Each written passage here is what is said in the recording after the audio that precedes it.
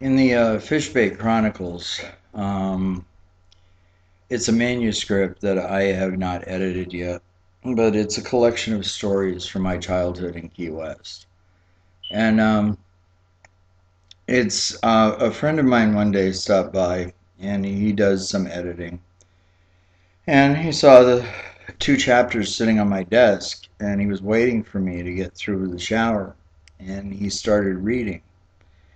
And he read through them. And I got out of the shower and I looked at him. I said, "Well, what the hell are you doing?"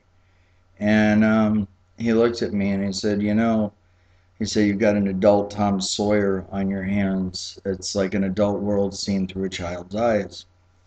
And there was one story in there that fascinated him. Um, it was a story of my grandparents, my mother's parents.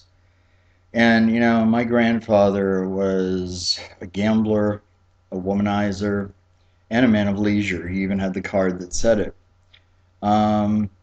Which my dad used to say meant rich bum. But anyway, there was a lot going on, in my world, and my grandmother really didn't like profanity. She wanted me to have a large vocabulary, and she won on that. And she said there are so many other ways of saying "go fuck yourself" than actually using, as she put it, that word. And so she kept a bar of Ivory soap, and it was a big bar. And for like ass or shit, it was a one lick offense, and anything that rhymed with pucker, that was eight licks. And she was going after the adult that had said it in front of me.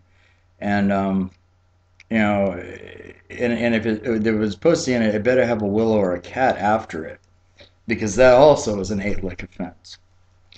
So, my next door neighbor, Zeppie Boucher, was, this old fisherwoman. And she had a foul mouth. And she was one of the most religious Christians I've ever known, actually. She just didn't take the Lord's name in vain.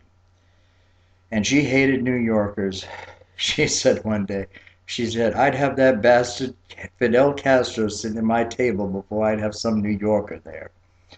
And she really had this, I don't know, unrealistic hatred of New Yorkers and anything that came out of New York. So anyway, um, one day I was out on my bicycle and this car sped by and nearly hit me. And Zeppy, out of the corner of her eye, saw that New York license plate. She said, "Get back here, you New York cocksucker, so I can kick your ass." So I came into the house and my grandmother said to me, "What's Zeppy yelling about?" And I said, "Oh, she's yelling at some cocksucker." And my grandmother said, "Soap, now." After I got through with my eight licks on that bar, she left the house and went over to Zeppy's. And my dad came home. They were in port at the time. And he looks at me and he said, "Where's your grandmother?" And I told him, I said, "She's over at Zeppy's." And he said, "Well, what happened?" And I told him. And we're coming by the house and everything is so quiet. And at that age I still hadn't gone to New England boarding school, and I still had that little bit of a drawl. And I turned to my father and I said, "I think somebody went and got themselves murdered." So we peeked around the corner of the house, and Zeppy and my grandmother were sitting there with two very tall glasses. And my father and I just looked at each other and they were laughing.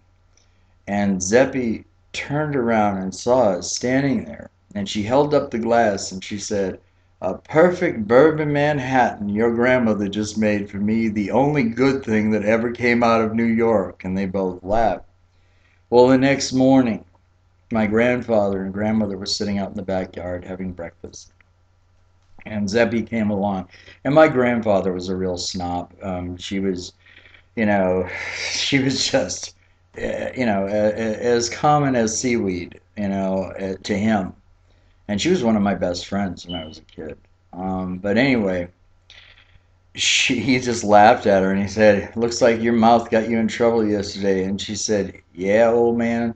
Well, if Fishbait, my name, ever sees you going into the brothel, your desire to have a peaceful death will come to nothing, because," she said, "I'll kill you slowly."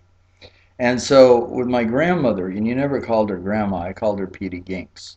I had amnesty if I asked what a word meant. And she would tell me, and I said, Petey Ginks, what's a brothel? And she looked at me and she said, darling, it's a place where weak-willed men like your grandfather go, kind of like a dentist office, where they have a peculiar smile put on their faces. She said, you stay out of the brothels. They eat children in there. So it took me years. I mean, I was little then, and I was reading a book actually that my grandmother gave me, and it was talking about, a brothel. Now, at that age, at 7 or 8, um, I could have given a dissertation on what happened in a whorehouse. And my sex education came from my father's men taking their hoochies. And my mother had a rule, no hoochies in the house, husbands and wives only. So they had to go out to my father's boat to do their business. And I was usually up above the window into the cabin. And I got my sex education watching this. And I, used to get into trouble because I would witness these things and I would either write about them or talk about them. Which, that's when my nickname Fishbait was no longer a term of endearment but wishful thinking. That part of my childhood was a very wonderful and magical thing. Um, there were a lot of very colorful people.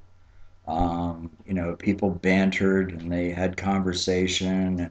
And the tradition of I heard Truman Capote talking about it with the Southern storytelling around the dinner table.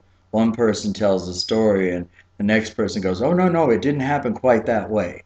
And so they start to give their spin on it. And, I really, as far as my grandmother's point on vocabulary, obviously it didn't work out too well.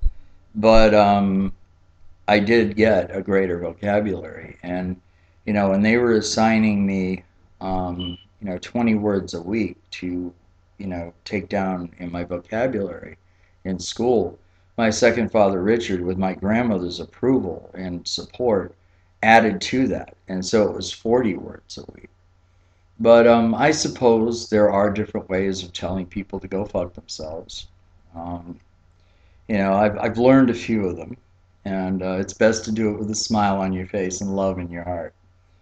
But this is just another memory, and it's pretty much covered in the third chapter of the Fishbait Chronicles. And eventually, I'll get it together and put the manuscript together, edit it down, and get it out there.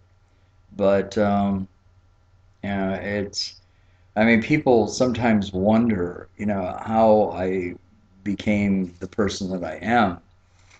One that challenges a lot of people to love. But, it came out of that. It came out of a very, I won't say dysfunctional childhood, although it was. But in its dysfunction, it had a lot of colorful characters.